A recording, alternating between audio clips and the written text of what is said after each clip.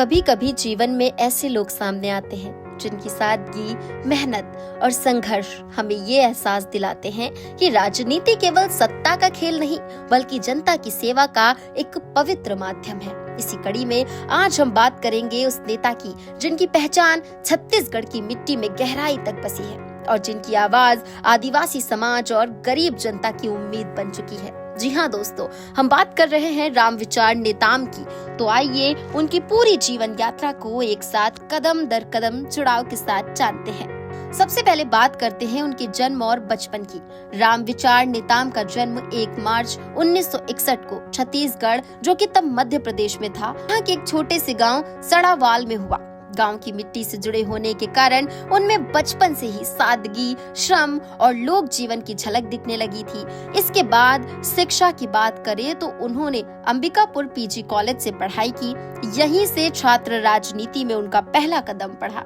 छात्र जीवन में ही उन्होंने समझ लिया कि सिर्फ किताबें ही नहीं बल्कि समाज से जुड़ाव भी असली शिक्षा है। अब आते हैं राजनीति की शुरुआत पर। 1990 का समय था जब मध्य प्रदेश में विधानसभा चुनाव हुए। इसी दौरान रामविचार नेताम ने पहली बार राजनीति की दुनिया में कदम रखा और पाल विधानसभा क्षेत्र से जीत हासिल की। इसके बाद 1993 और 1998 में भी लगातार जीतते रहे वो, यानी लगातार 3 बार विधायक बनने का गौरव उन्हें मिला। यहीं से ये साबित हो गया कि जनता का विश्वास उनके साथ है और उनका सफर अभी लंबा है। आगे बढ़ते हुए वर्ष 2000 में जब छत्तीसगढ़ एक अलग राज्य बना, तब राजनीति का नया दौर शुरू हुआ। रामविचार नेताम भी इस दौर में महत्वपूर्ण चेहरा बने। 2003 में जब वो विधायक चुने गए तो उन्हें पहली बार एसटी, एससी, ओबीसी एवं अल्पसंख्यक विकास मंत्री बनने का अवसर मिला, यानी उनकी जिम्मेदारी समाज के सबसे वंचित वर्गों तक थी। इसी कड़ी में 2005 में उन्हें गृह और जेल मंत्री बनाया गया। इसके बाद 2008 में उन्होंने ग्रामीण विकास मंत्रालय की कमान संभाली। यहाँ उन्होंने गांव, किसान और गरीबों के जीवन में सुधार लाने का प्रयास किया। इसी तरह उनका राजनीतिक सफर आगे बढ़ता गया। 2016 में उन्हें राज्यसभा सांसद चुना गया। ये उनके जीवन का एक वो पड़ाव था जहां उन्हें पूरे देश में आदिवासी समाज की आवाज उठाने का अवसर मिला। राज्यसभा में उन्होंने लगातार उपस्थिति दर्ज की, 88% उपस्थिति, 66 बहसों में भाग लिया, 423 सवाल पूछे, यानी संसद में भी उनकी सक्रियता दिखाई देती थी कि वो केवल कुर्सी पर बैठने वाले नेता नहीं थे बल्कि समाज की समस्याओं को सामने रखने वाले सच्चे जनसेवक थे। अब बात करते हैं उनके सबसे बड़े योगदान की।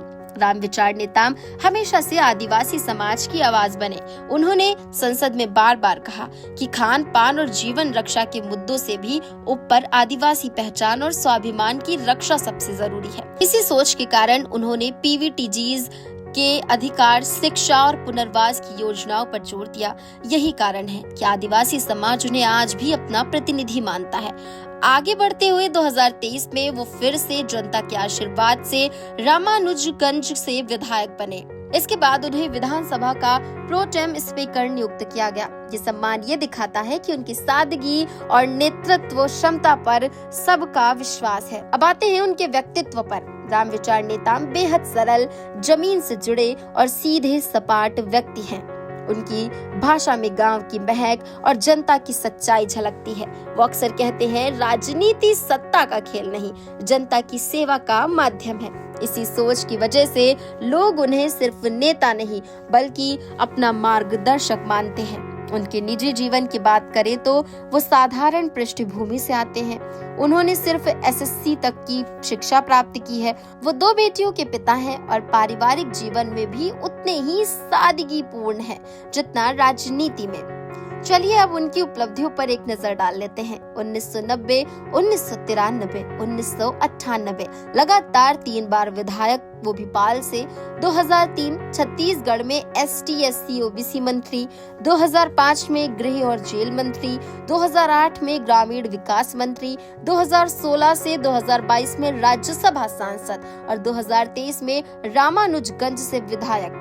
तो दोस्तों, ये थी राम विचार नेताम की कहानी। एक साधारण परिवार से निकलकर राजनीति की ऊंचाइयों तक पहुंचना और फिर भी सादगी और सेवा भाव बनाए रखना, यही उनकी असली पहचान है। इसी कड़ी में हमें ये सीख मिलती है कि राजनीति केवल सत्ता पाने का साधन नहीं, बल्कि समाज की सेवा करने का एक पवित्र मार्ग है। ये सोच हो तो नेता नहीं, जनसेवक पैदा होते हैं। यही कारण है कि राम विचार नेताम आज भी जनता के दिलों में बसते हैं। सूचना इंडिया के सभी दर्शकों को बधाई।